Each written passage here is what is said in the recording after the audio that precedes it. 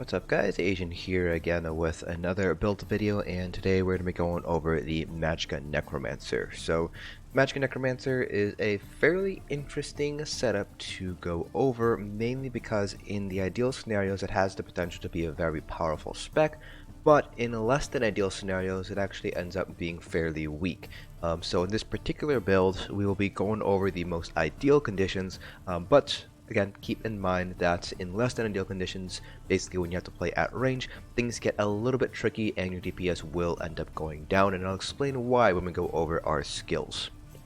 So, just like the rest of our build videos, we'll be going over gear, skills, attributes, everything you need to know to basically recreate this build yourself. I will be discussing a couple of alternative sets that you might want to have on hand in case of different scenarios you might find yourself in. So for example, trash pulls if you're in a progression guild, and so on and so forth. So I will be discussing quite a few sets and basically where you should put them and what scenarios you might find to be the most useful. So let's start things off here first with gear. So this particular build is centered around basically maximizing your single target DPS. In other words, basically doing as much DPS as you can into a single enemy. So for this reason, we're using Zaan as a must-helm set. A very powerful set here. It's one of the strongest in the game right now for Magicka DPS. It is a purely single target set though, and you do need to be within that 8-meter radius in order to get Zaan to really hit for its full potential. So if the boss has to move away, or you need to move away from that 8 meters radius, then Zaan does end up losing quite a bit of power. We have one heavy and one medium piece. This is to maintain our 5 light, 1 medium, 1 heavy in order to maximize our stats from the Undaunted passive. For our body set, we have Perfected Siroria. This is still one of the strongest sets in the game for Magicka DPS. The Perfected version is dropped from Veteran, Cloud Rest, plus 1, 2, or 3. Plus 0 will only get you the weapons. This is a pretty nice set. You definitely want to have this on your body because you don't want to risk dropping that 5-piece stacks. So if you drop, let's say you have 15 stacks and you miss that stack for 10 seconds, then you will end up losing all 15 stacks. So you just want to make sure it's on the body so you can always get that proc off on either your front bar or your back bar. Then for our front bar set, we have Spell Strategist. This is a PvP set, so you can either buy this off guild traders or you can go in PvP and get these from rewards from the worthy boxes. So again, very nice single target damage set here. Not very good for AoEs because the debuff that it applies only applies to one target at a time. So not really great for AoE fights, so for trash pulls and things like that, but very strong for single target DPS. For our weapons, we're still going with double Inferno staves. So on the front bar, we have a precise Inferno staff with a flame damage enchant. You can also go with Infused.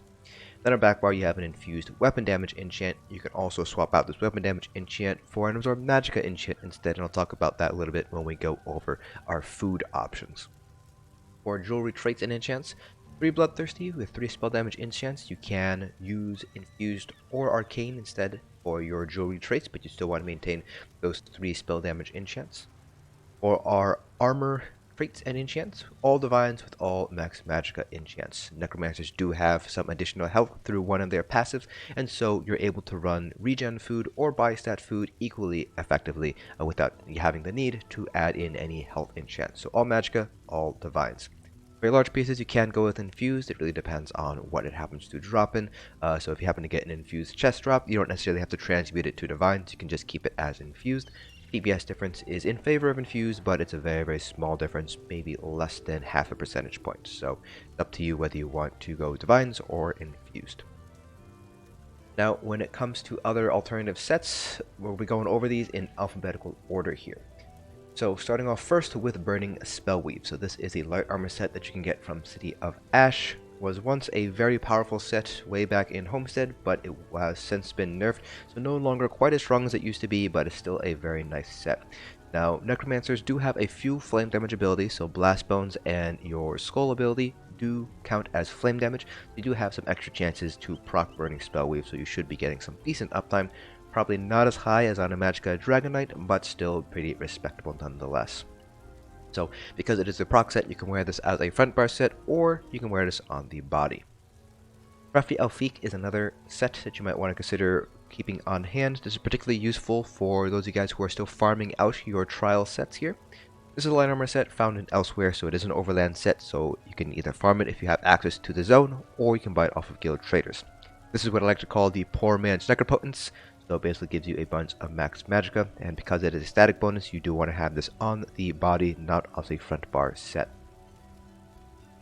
Moving on, next set here, I believe it's past all the Maelstrom sets. So next set is going to be Mother's Sorrow. This is another overland set, this time from the Zaan, so this is a base game set.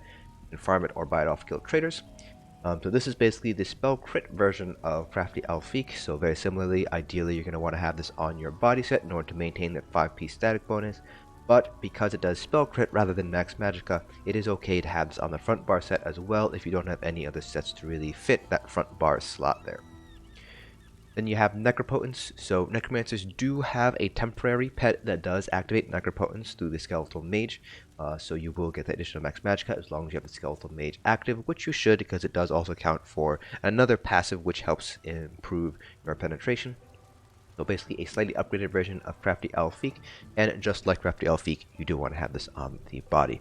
This is a base game set, so you can get it from Rivenspire, so you can farm it or buy it off of guild traders. Then we have Perfected False God's Devotion. So this is a trial set coming from the new trial Sunspire. It's the light armor set that comes out of there. The perfected version drops from Vet Sunspire. You do not have to do any of the hard modes in order to get the perfected versions, just need to do normal Vet. The imperfect version drops from normal Sunspire. So you do want to make sure to get the perfected version here. The imperfect version does not have that max Magicka bonus on the 5-piece, and so as a result it is definitely weaker compared to the perfected version here. This is basically the Magicka version of Vicious Ophidian, so it reduces the cost of your Magicka abilities by 8%, and the 129 spell damage and 1096 max Magicka on the 5-piece really gives it a nice boost overall because you get some more armor bonuses out of this. Now, while we're on the subject of perfected stuff, Perfected's Mantle of Siroria is definitely the set that you want to go for. The imperfect version drops from the side bosses in Cloud Rest as well as normal Cloud Rest, but it is missing that 1096 additional max Magicka on the 5-piece, so not quite as strong as the perfected version of Siroria. So while it is still a decent set to hold on to, the other sets that I mentioned, Mother's Sorrow, Burning Spellweave, do typically outperform the imperfect version of Mantle of Siroria.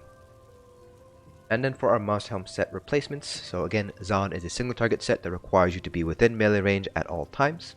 So if you can't fulfill those requirements, you do have a few other sets to pick from.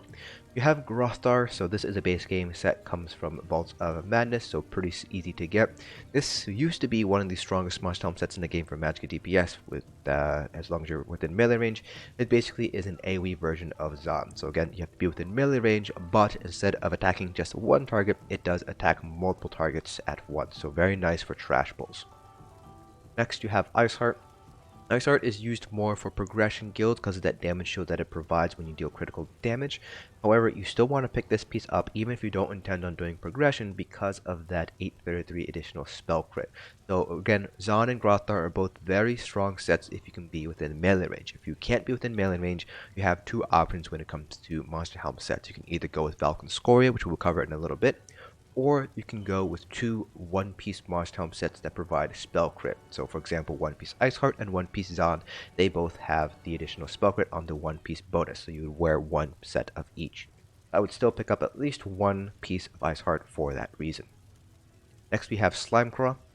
So there are going to be some instances where Minor Berserk is going to be a little bit difficult to come by. A classic example of this will be Asylum Sanctorium. You will not get very good Combat Prayer uptime in that trial. So in those instances, you might want to run Slimecraw instead. That way you always have that Minor Berserk active.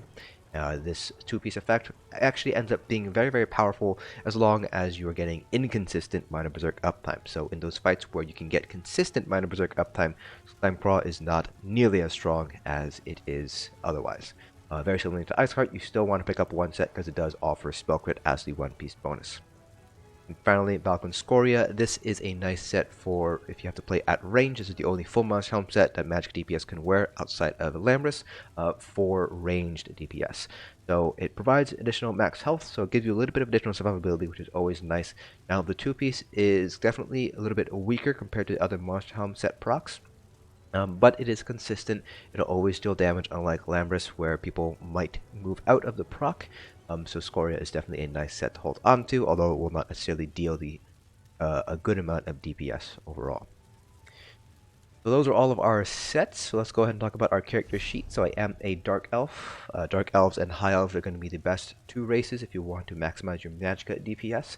So High Elves get 2000 max Magicka and do 58 additional spell damage. Dark Elves, on the other hand, only get 1875 max Magicka and they still get the same 258 spell damage.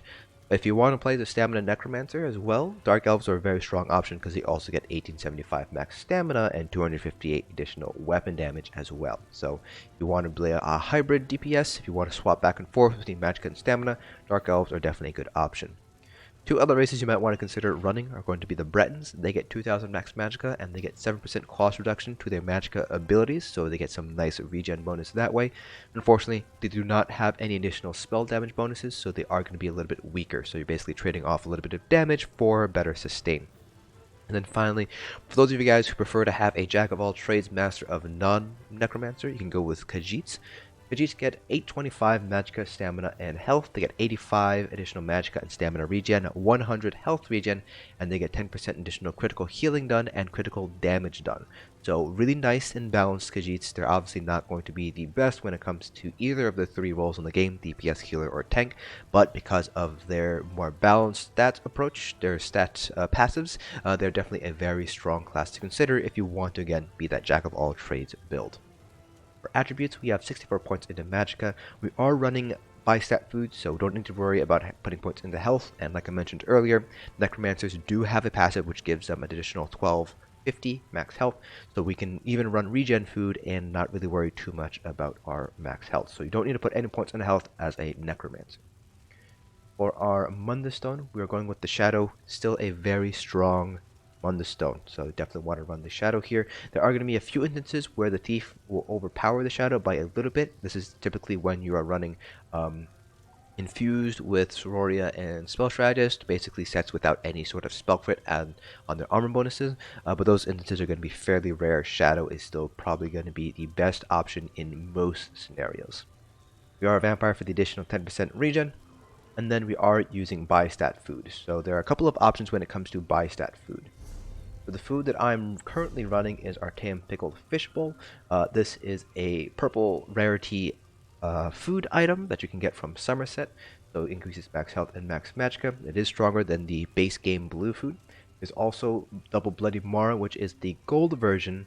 It's a gold food, so it has a little bit better stats, but it does also reduce your vampire stage by 1 when you drink it. So if you are a vampire, you might want to consider running Artaeum Pickled Fishbowl rather than Double Bloody Mara if you don't want to micromanage your vampire stages, because you can't get certain passives if you're not at a certain stage. So if you, for example, take Double Bloody Mara when you're at stage 2, you'll move up to stage 1 and you'll end up losing your regen passive. So just bear that in mind if you want to use the Double Bloody Mara. Now, you can also use Clockwork Citrus Fillet or Witchmother's Potent Brew if you want a little bit more sustain. So these foods were nerfed. The max health and max Magicka was dropped a little bit. You do get a little bit of additional Magicka regen. So this is basically trading off max stats for more sustain. So in fights where you want the additional sustain, then Clockwork Citrus Fillet is a great choice to use. Moving on to our skills. So for our front bar, we have Ricochet Skull, Balking Blastbones, Avid Boneyard, Mystic Siphon, Inner Light, and Shooting Star. You can also run the Glacial Colossus ultimate here to get the additional crit chance from Death Knell.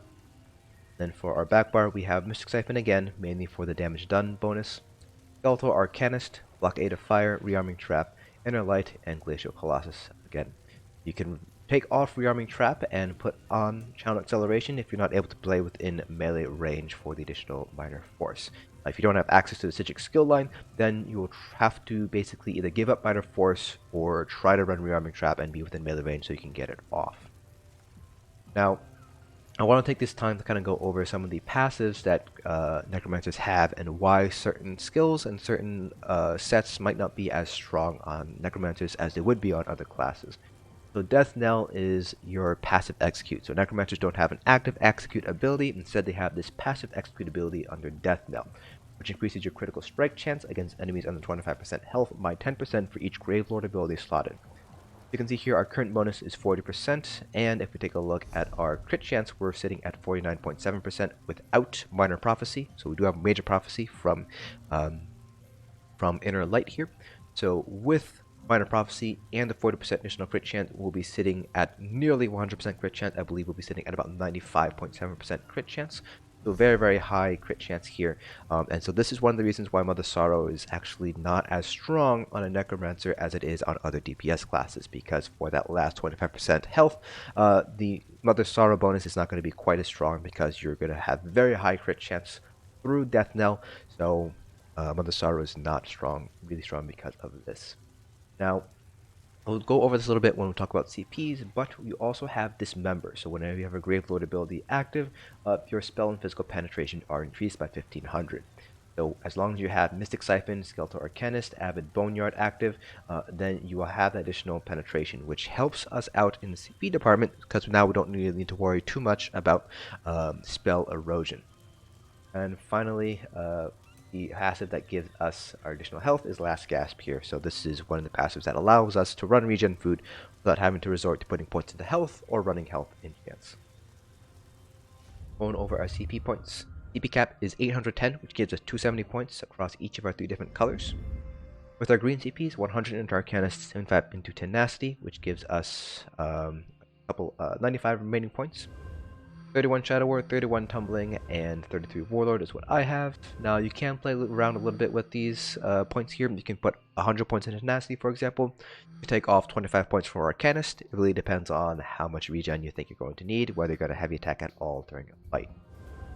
For our blue CPs, this is assuming that we have all of our debuffs, so we don't need any point in a spell erosion because we have the Dismember passive. This is assuming we have Alkosh, Torg's Crusher, and Minor Breach. So we have 72 Elfborn, 75 Elemental Expert, 11 Staff Expert, 72 Master at Arms, and 40 into Thaumaturge. Now, if you do need to put some points into Spell Erosion because you are missing a couple of debuffs or you're not anticipating very good uptimes on your debuffs, you can drop Elfborn down to 66 or 61. You can drop Elemental Expert down to 64 or 56. Drop Master at Arms down to 66. You can drop Staff Expert down to 9. You can drop Thaumaturge down to either 37 or 34. So that'll recover quite a few points there for Spell Erosion if you desire, if you need the additional penetration because of a lack of debuff uptimes. Finally, for our red CPs, I have 81 Ironclad, 61 Thick-Skinned, and 64 into both Hardy and Elemental Defender. This is a very generic approach. It'll give you very good mitigation across all pieces of content, but it will not necessarily give you the best mitigation for any single piece of content. So for example, in VMA, you're going to want to shift some points out of Hardy, put them into Elemental Defender and Spell Shield. So just bear that in mind. Depending on what content you're running, you will have different red CP setups. Alright, so that is pretty much all of the build information, so let's go over our rotation. So very similarly to Wardens, our rotation is going to be centered around Blast Bones. So this is both a boon and also a detriment. So I mentioned earlier at the beginning of this video that in the ideal scenarios, Magicka Necromancer can be a very powerful spec, but in the wrong scenarios, it actually ends up losing quite a bit of DPS. That's because of Stalking Blast Bones. So when you're within melee range, Stalking Blast Bones does not need to run and just explodes right when it spawns. So basically acts very similarly to Shocks. You can basically use Blast Bones every third ability. But if you're playing at range, the skeleton will need to run and it will end up using more global cooldowns before you can recast Blast Bones. And that ends up eating into your sustain and also mixes up your rotation a little bit more. So for example, looking at this 3 million dummy, this 6 million dummy right here, we're within melee range and we use Blast Bones. You can see that it explodes pretty much right away. But if we were to move back here to the 3 million dummy and cast Blast Bones on the 6 million dummy, the cast time itself is 2.5 seconds for it to actually be summoned, and then it has to run over. So if we back up even more, it's 2.5 seconds before it'll actually start running. And so you can see here that we do need to increase the global cooldown time that it takes between Blast Bone casts, which means we're going to be using up more abilities between Blast Bones, which ends up eating into our sustain, which ends up dropping our overall DPS. So if you have to play at range, for example, Buy-Stat Food is not going to be the best option just because of the fact that you have worse sustain all the way out here. Now Blast Bones will do more damage because it does do more damage the further away you are, but again, you have to temper that with the fact that you have additional sustain problems. So for this parse, we will be assuming best case scenarios will be able to stay within melee range, so Blast Bones will be able to be cast consistently every third ability. Generally speaking, very similar to the Magicka Warden, again, centered it around Blast Bones and just maintain your dots. Now, there are two abilities that will gain additional benefits if you happen to have a corpse on cast. So, Stalking Blast Bones will create a corpse, and then your Skeletal Arcanist will also create a corpse. Now, Skeletal Arcanist will not really be in a very good position for your Siphon ability. It'll be in a decent position for your Graveyard ability if you're within melee range, though. So your Skeletal Arcanist, as you can see here, is somewhere around here. So if you're within melee range, you can very easily catch it in your graveyard and get that additional damage from having a corpse. But as you can see here, it is not really within a good spot for you to use Mystic Siphon. So you would actually have to use Blastbone Corpse in order to get that Mystic Siphon to go off. See that AoE bonus damage area of Mystic Siphon. It's not really going to be useful for you to have Skeletal Arcanist all the way out there. You can't really hit your enemy with Siphon that way. So you'll notice that I'm also using Avid Boneyard rather than the other morph, Unnerving Boneyard. This is because this allows you to activate your own synergy, which gives us a little bit of additional DPS that way. You can call it cheese if you would like. I do consider it a little bit of cheese because you do get some additional sustain out of using a synergy from the Undaunted passive, plus you get some additional DPS. But you can go with the other morph of Boneyard if you would prefer. The other morph does have a nice bonus of getting some nice AoE Major Breach and Major Fracture, so really good for trash pulls. So that's Unnerving Boneyard, and it still has that synergy, so you can still give that synergy to your tank for Alkosh uptime. So, with all that's in done, let's go ahead and do our 21 million dummy Parse. So this is a raid dummy, so it does give us a bunch of different raid buffs so that we can standardize our tests here and basically compare this to other classes. Now I will mention here that even though it does standardize our buffs, we still need to make a few adjustments here because we do have major vulnerability from our Glacial Colossus. So at the end of the Parse, I will be adjusting the Parse downward to kind of make a little bit of controlling basically for that major vulnerability uptime. So without further ado, let's go ahead and get started here.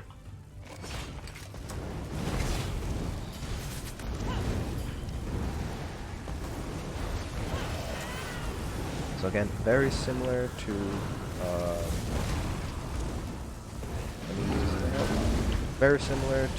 our Magicka Warden. So we are centering our rotation around our Blast Bones.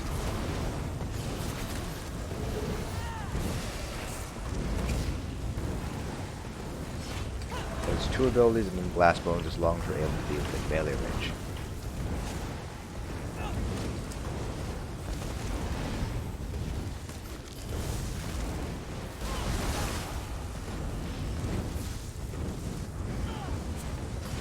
Rotation there, a little bit there.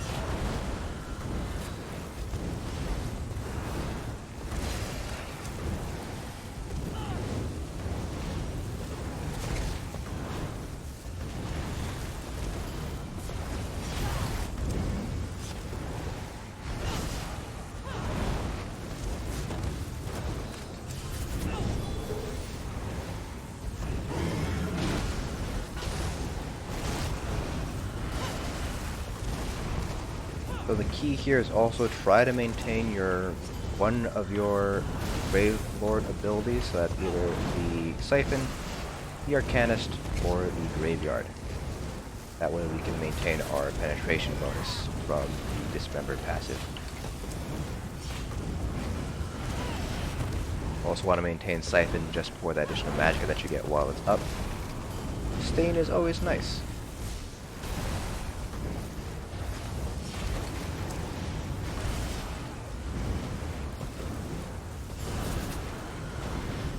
See here that even though we are running Berserker with Bystat food, due to the quote cheese from being able to activate our own synergy here, is allowing us to get some pretty nice sustain overall.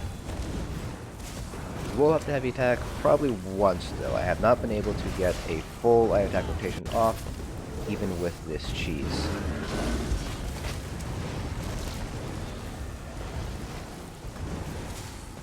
So I have come fairly close.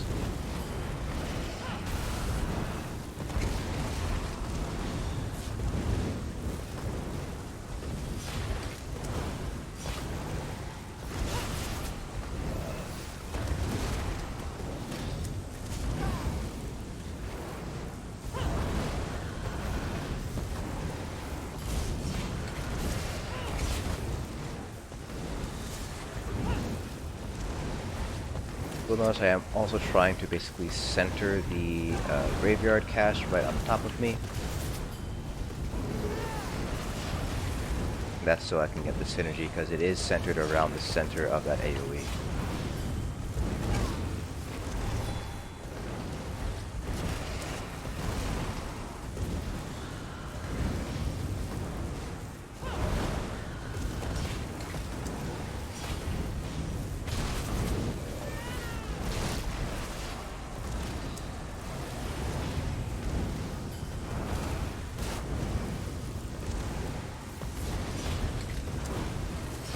Here we are starting to run out of Magicka here. The heavy deck I was talking about.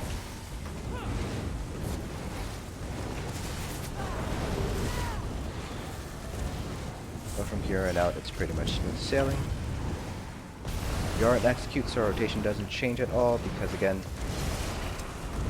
we don't have an active execute ability. Then we add that additional crit chance bonus.